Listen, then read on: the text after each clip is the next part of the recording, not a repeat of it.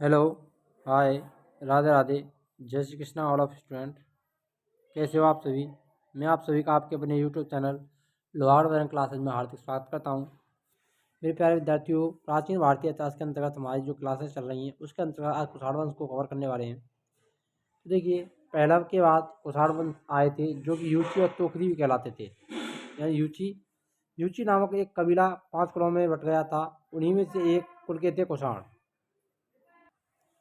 कुषाण वंश के संस्थापक की बात करें तो कुशल कडफसिस इनके संस्थापक माने जाते हैं, जिन्होंने 15 ईस्वी में कुषाण वंश की स्थापना की थी।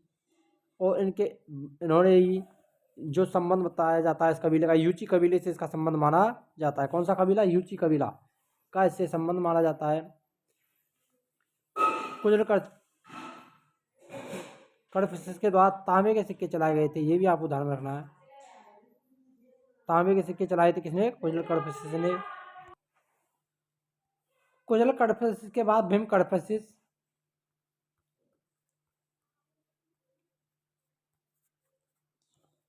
शासक बना था। और कुषाणों ने सर्वाधिक सोने और तांबे के दोनों ही प्रकार के सिक्के सर्वाधिक चलाए थे। वैसे तो यूनानियों के समय से ही सोने के सिक्के प्रचलन में आ गए थे, लेकिन सर्वाधिक जो सोने के सिक्के चले थे वो कुषाण वंश के काल में ही चले थे। इस वंश का सबसे प्रतापी शासक जो माना जाता है वो कनिष्क को माना जाता है। कनिष्क की जो राजधानी थी वो पुरुषदर या पुष्पपुर या पेशावर थी। राजधानी क्या थी? पुरुषपुर, पेशावर या पुरुषदर इसकी राजधानी मानी जाती है। ये बहुत इंपॉर्टेंट है। कुषाणों की द्वितीय राजधानी की बात करें तो मथुरा इनकी दूसरी राजधानी थी। कुषाण वंश की दूसरी राजधानी कौन सी थी? मथुरा। और पहली पुरुषपुर या पुरुषदर या पेशावर मानी जाती थी। कनिष्क ने 78 ईस्वी में गद्दी पर बैठा था। बैठते समय एक संवत चलाया था जो कि शक संवत कहलाता है। इस शक संवत का प्रचलन किसके द्वारा किया गया था? कनिष्क के द्वारा किया गया था। कब? 78 ईस्वी में, जिसे भारत सरकार द्वारा प्रयोग में लाया जाता है। आज भी इसका प्रचलन में है। बौद्ध धर्म की चौथी बौद्ध संगति कनिष्क के शासनकाल में हुई थी। चौथी बौद्ध संगति किसके काल में हुई थी? कनिष्क के शासनकाल में हुई थी। मोस्ट इंपोर्टेंट है कि चौथी बौद्ध संगति किसके काल में हुई थी? कनिष्क के काल में हुई थी। ये भी आपको ध्यान में रखना है, बहुत ही इंपॉर्टेंट क्वेश्चन है ये। कुंडलवन कश्मीर में प्रसिद्ध बौद्ध विद्वान वसुमित्र की अध्यक्षता में चौथी बौद्ध संगति का आयोजन किया गया था। और बात करें तो कनिष्क के बारे में, कनिष्क जो बहुत ही एक महत्वपूर्ण महान शासक माने जाते हैं।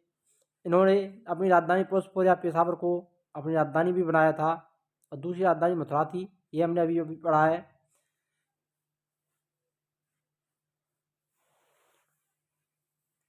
इसके बाद देखिए एक महत्वपूर्ण इंपॉर्टेंट है, जैसे कनिष्क ने शासक बना था उसके बाद उसने कश्मीर पर विजय की थी। कश्मीर विजय की थी उसने। कश्मीर विजय के बाद इन्होंने वहां पर कनिष्कपुर नामक नगर बसाया। कनिष्कपुर नामक नगर की स्थापना की थी। किसने की थी? कनिष्क ने। देखिए, कनिष्क बौद्ध धर्म के महायान संप्रदाय का अनुयायी माना जाता है।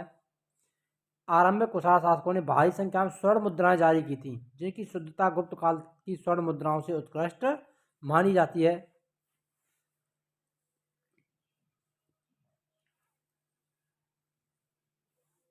कनिष्क का राजवैद आयुर्वेद का विख्यात विद्वान चरक माना जाता था, जिसने चरक संहिता की रचना की थी। तो ध्यान में रखना, चरक जो महानतम चिकित्सक माने जाते हैं, शल्य चिकित्सक माने जाते हैं, उन्होंने चरक संहिता नामक ग्रंथ की रचना की थी। किसने की थी? चरक ने, जो किसके संबंध थे? कुषाण काल से यानी कंस के समय से संबंध माने जाते हैं।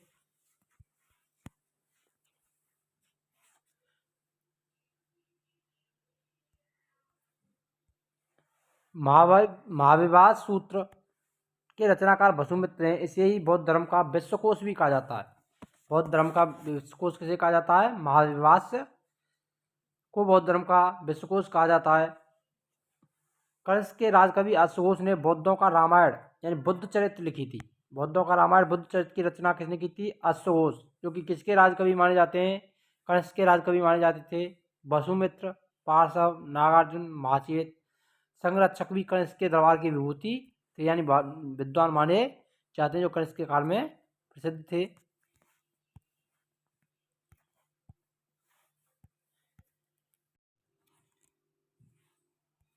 भारत का आइंस्टाइन नागार्जुन को कहा जाता है। इनकी पुस्तक माध्यमिक सूत्र, इस पुस्तक में नागार्जुन ने सापेक्षता का सिद्धांत प्रस्तुत किया था। कनिष्क की मृत्यु 102 ईस्वी में हुई। कुषाण वंश का अंतिम शासक वासुदेव को माना जाता है। कुषाण वंश का अंतिम शासक कौन था? वासुदेव, जो कि शैव धर्म का अनुयायी था। शैव धर्म का अनुयायी माना जाता है वासुदेव को, जिसकी जानकारी उसके द्वारा प्रचलित मुद्राओं पर शिव और नंदी की आकृतियों से मिलती है। गांधार शैली और मथुरा शैली का विकास कनिष्क के शासनकाल में हुआ। तो ध्यान रखना, कुषाण वंश काल में 2 प्रकार की शैलियाँ थीं, शैलियों का विकास हुआ, गांधार शैली और मथुरा शैली। ये 2 शैलियाँ प्रचलन में आई थीं। रेशम मार्ग पर नियंत्रण रखने वाले शासकों में सबसे प्रसिद्ध कुषाण थे। रेशम बनाने की तकनीक का आविष्कार सबसे पहले चीन में हुआ था। और वीडियो अच्छी लगी हो तो वीडियो को लाइक करें, शेयर करें और कमेंट करें कि आपको वीडियो कैसी लगी। मिलते हैं नेक्स्ट वीडियो में, तब तक के लिए जय हिंद, राधे राधे।